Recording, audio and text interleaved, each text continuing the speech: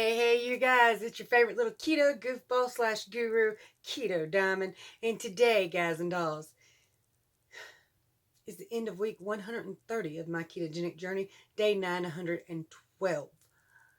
Yes, y'all, I've been doing this for a minute. You might say tomorrow is even more of a special day. It marks 2.5 years on keto for me. I started this journey July 28th, 2017.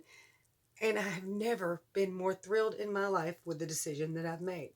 So I'm going to show you everything I ate yesterday that was perfectly keto friendly. I'll be right back with a chit chat and a weigh in. But being that it is the end of week 130, I've also got a couple whiteboards and a graph to show you just to help you see it and see what I've accomplished in my life. I am so thrilled with my ketogenic journey. Anyway, guys and dolls, don't forget to like, subscribe, share, and ring that bell. And let's get started and we'll chew the fat in a minute.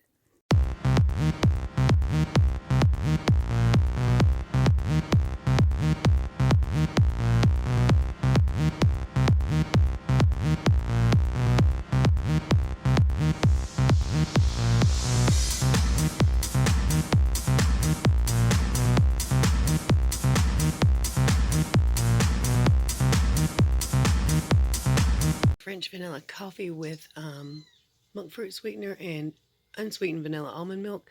Also added a little bit of pumpkin spice in there. Doesn't really taste any different, but it smells good. Check my blood pressure, not too out of the norm. 125/92. Resting heartbeat's 93, but I don't think I've been resting that long. I have been up washing dishes and different stuff. Guys, I have 140 grams of chicken breast fried in coconut oil with, a lot of spices. I've got a lot of red pepper flakes and chili powder on here. I also have about a quarter of a serving of lettuce, 1 serving of cheese, 3 servings of mayonnaise, and salt and pepper. So I just couldn't bear the idea of beef or chicken tonight. I've had so much of it lately. So I'm having 3 eggs fried in butter, bubble yellow up, or what do you call them? Over easy. Get off my egg. I will cut you. With 4 sausage links for dinner. I had a serving of pork skins and 2 of these Monterey Jack cheese things. Calories and macros per MyFitnessPal: 1,739 calories, 14 grams of carbohydrates, 159 grams of fat, and 85 grams of protein. Undershot my protein, overshot my fat, but it's all well and good. I just need to get that protein up since I'm working out now. Now, my workouts are not included on MyFitnessPal. It's just too much trouble. All right, guys. So, number 1, I am still sick. I keep on taking cold medication, like for people with high blood pressure, which you saw my blood pressure update. So it's not too bad right now. It's actually doing quite well. It has been lower than that, but since I took the prednisone, it's been a little higher than it was being. So I haven't been taking the prednisone for probably over a week now, maybe about a week and a half. And I would expect it to have gone back down, but it hasn't yet. Maybe there's another factor. I really don't know. However, guys and dolls, I have an off-scale victory. Those jeans I showed y'all the other day, and I turned around and showed you they was getting a little big in the backside. By the time we made it on our trip, which was a 2-hour trip to Greensboro, those jeans had become so loose that I kept having to hoist them up all day. They drove me insane. And it's crazy because they're size 9s, and I started this journey in a size 28 jeans. Of course, I also started in like a 38 triple D bra, but not 38, for like 46 maybe, 40 something. I can remember. But I had a big old booby size. I don't got such a big old booby size no more. But that's all right. There's still some there. I got a handful, maybe. Depends on how big the hands are. Anyway, I'm going to go ahead and start off with my graph. So this is my weight loss graph. Now, sometimes this graph is jagged up, sometimes it's jagged down, and sometimes it's just kind of crazy. This week was quite a pleasing week, to be honest with you. So I started on Monday at 172, Tuesday 170.8, Wednesday 170 on the dot, dropped down to 168.8. On Thursday, Friday, I shot up a little bit to 170.4. Saturday, 168.8. Sunday, 168.6. Oh, okay, yeah, 168.6. So this was my all-time low last week, or within the last past weeks. But on Saturday, I had hit a new low. And guess what? I might have hit another one today. Now, again, sometimes this graph don't go like this, and you just have to be okay with what it is. These numbers are just data. They're not that important. They're not that special. Don't let them freak you out. Stuff like how them jeans are fitting now, when before I could never have even got a leg into them, and then they started fitting tight. Then they started fitting a little bit less tight. Then they got where I had to hoist them up all day. That's the important part. That's the realism.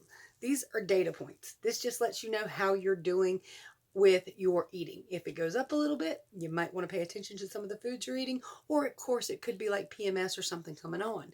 If it goes down, yeehaw, but don't worry about it. They're just fluctuations. They're just data. This is not something that defines you, makes you, or breaks you. It's always good to see it go down though. Let me go ahead and step on the scale for you. 167.2. That's a new low. Oh my goodness, it is. Do you know what that 167.2 means? Let me tell you. Keto week 130, day 912. I started this journey. I'm 5 foot tall. I'm 41 years old at 311.8 pounds. I was as big around as I am tall. I have lost over 16 and a half feet in fat and flesh from my body. Last week, 172. Today, 167.2. Down 4.8 pounds this week. That is a new low. Another one this week. Yeah. I'm so excited. I can't hide it, y'all. If I was good at singing, I'd break out and I'm so excited. We ain't going to do that, though. Last week, though, my lowest of all time was 168.4. Today, 167.2. So in realistic terms, it was 1.2 down. But I had to fight through all the other water weight to get to that. In total, to my goal weight, my goal for a 5 foot tall female is 111.8 pounds. That's to get as much fat and flesh off my body as I can, so as much of the skin can retract and tighten as possible. 55.4 pounds left to go. In total, on my weight loss journey, I have lost 144.6 pounds. 144.6. Now, my next micro goal is 150 pounds even. So it's edging up, guys. It's coming. I can feel it. I can see it. I can sense it. I can taste it. And it tastes like keto. That was stupid, I know. But hey, if I didn't tell you before, don't forget to like, subscribe, share, ring that bell. I know I did tell you, though. But it's been a great week. It has. I had a wonderful time with my grandbabies over the weekend. You guys have showed me so much love and support. It's been wonderful, and I just can't thank you all enough. And we're edging up on that 5K subscriber mark. How amazing is that? I never really thought more than 100 or so people would want to hear the crazy crap that comes out my mouth. Turns out a lot of y'all like crazy, but you like it with a sweet and southern accent, I guess. I don't know. We're just all nuts down here. But hey, it is what it is, right? So there's a couple things I wanted to mention before. Oh, yeah. So yesterday I was telling you about the sweeteners that are pretty much safe on keto, which are stevia, erythritol, and monk fruit. These are your basic, very easy on the body sweeteners. Now, I can get by with aspartame, which is why I drink my diet cherry Dr. Pepper. Other diet sodas, I can't mess with too much. Anything else that are sweetened with like sucralose or has the aspartame in it, I can't drink that. It spikes my insulin levels. It kicks me out of ketosis. So that's, if you see me drinking something, it's diet cherry Dr. Pepper, or of course, some French vanilla coffee with monk fruit sweetener in it. But somebody asked me about xylitol yesterday, which is a keto-friendly sweetener. However, xylitol is extremely toxic to dogs. Just the smallest amount will kill your dog. So for that reason, I have never tried it. I've never brought it into my house. I will never try it because I do have animals in my home that I love very much. So if you have animals that you care for, and especially like me, I'm a klutz. I drop things on the floor all the time. Crumbs fall down. I don't want to risk it, so I have never messed with xylitol. But again, it is keto friendly, or supposedly is. I have never touched it. And a lot of things that are keto friendly for some people are not for me. And if you guys are wondering, now I lost my first 142 or 3 pounds without ever stepping foot inside of a gym, without working out very much at all. But over the last, I think we're on day 23 or 24 now, we have been at the gym. I'm loving it. I'm loving it. Now, it ain't nothing spectacular yet. There's still a lot of loose meat there, but I'm still loving it. I really am. It's a different experience. And I think, y'all know I got a house full here. And if you didn't, I got a house full here, okay? This house is always crazy. There's critters, there's babies, there's adults. It's nuts around here all the time. And being a grandma that loves her grandbabies, I want them to all be here. I have no problem with it. However, it gets a little loud, a little rowdy. So at night when hubby gets home and says, let's go to the gym, I'm like, hell yeah, it's quiet there. Mm-hmm. And that's true. Hold up, y'all.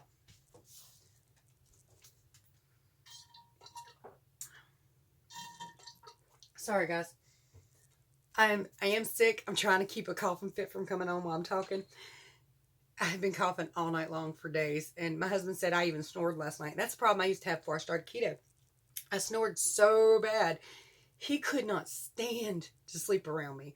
But now I don't snore. However, I've been sick, nasally, congested. I'm coughing crap up. So the snoring's coming back. And then my dog snores too. We got a big lab that snores like crazy. So he said we were in sync last night. But it's okay, you know.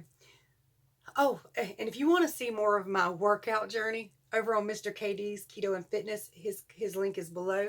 We post kind of the workout thing. I think last night he got a video of me doing pretty much all the workouts that I did. I don't look skinny. I don't like it. But hey, it's just a place to start, right? Everywhere you're at is a place to start. Even if you have failed, it's a place to start.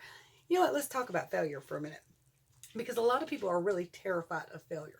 I watched just a sneak peek of the thing Amber Lynn Reed did last night with her weigh-in. I did never actually see her weigh-in. I was busy. I had other stuff to do. I couldn't sit there that long. But all these people are waiting for this girl to fail. Now, here's the thing. I think she's an excellent troll. I think she knows how to make money. She monopolized on the fact that she was going to weigh in last night by doing a premiere. So I think a lot of what she does is for show.